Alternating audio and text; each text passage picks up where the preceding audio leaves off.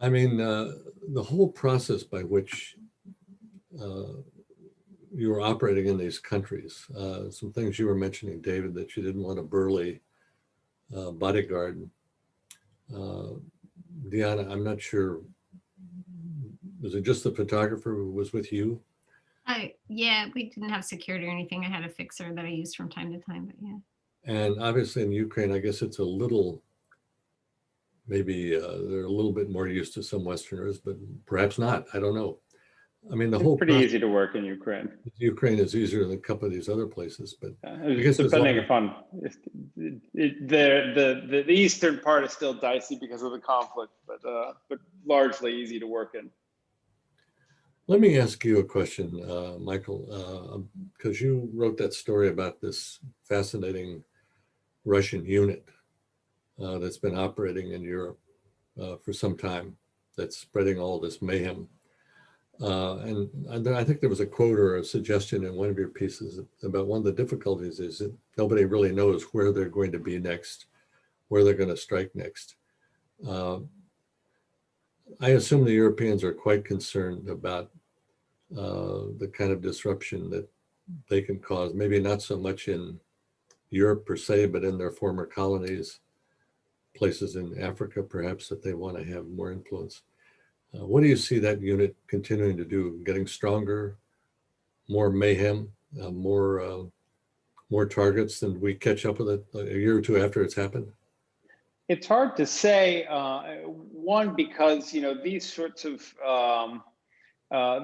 organizations like to operate in secret, and one of the things that has happened over the last few years is that so much has come out about these guys, not just in our reporting, but elsewhere. There's an amazing organization called Bellingcat, which uses access to public records like telephone data and flight logs that are accessible on various dark websites to be able to basically out these people. And so a lot of the people who've been involved in this, their names have become known in the public, and in this sense, it prevents them from doing their work. And a lot of these guys are highly trained to do this sort of thing, and they're used to operating in the shadows. And if their pictures and their identities have been splashed all over the internet, then I don't think they're going to be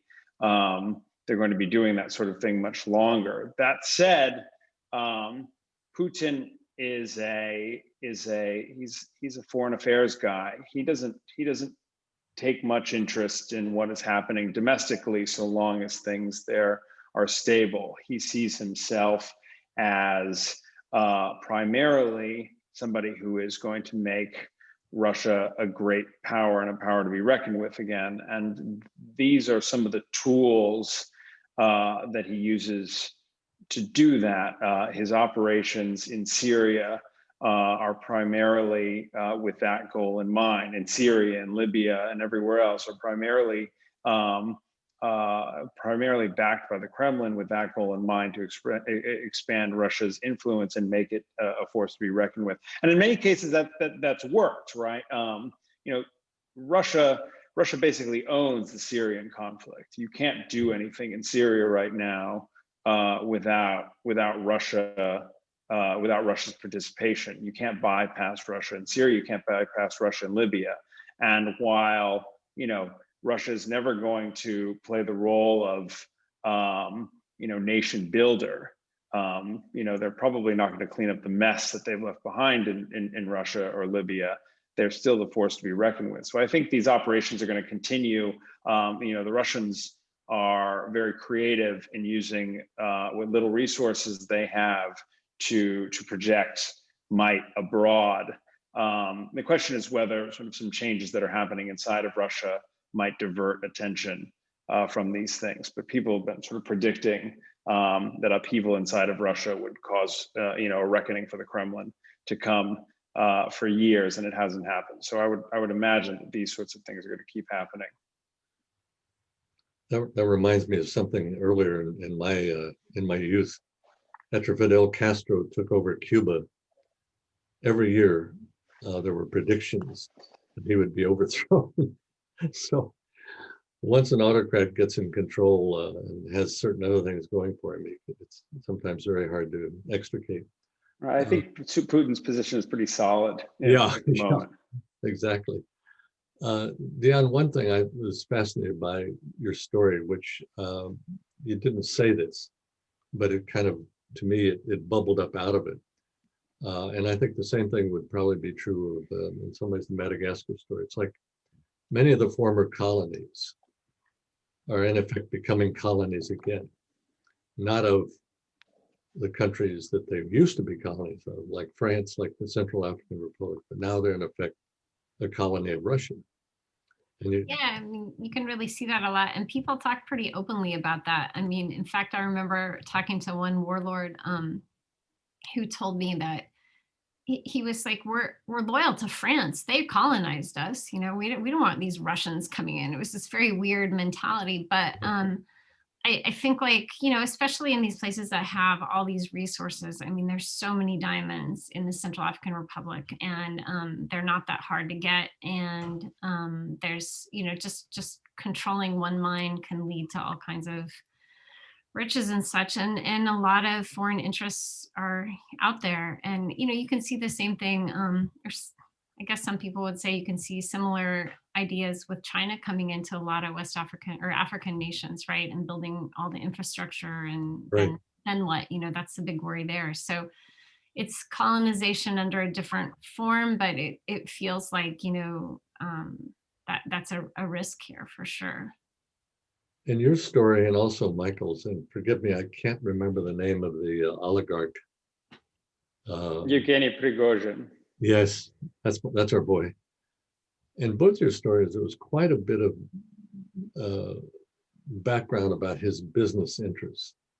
And I'm just curious, just as somebody who's fascinated by that kind of thing, where do you find information on somebody like him? What are the various sources that you were both able to plumb that revealed a lot of his interests?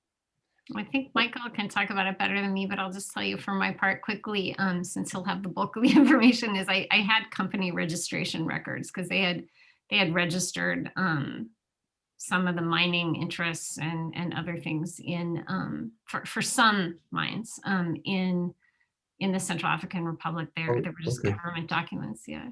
Okay, so even there, all right.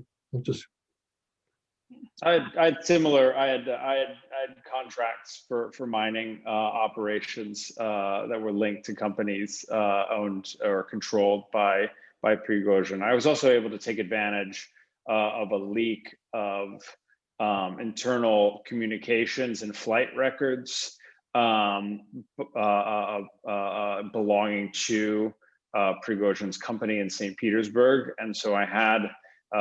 Was able to look at some of the communications between some of the individuals as they were describing their operations in Madagascar, which was really interesting.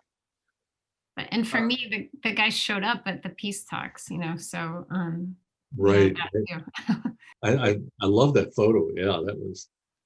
And he's popped up in Libya, right, David?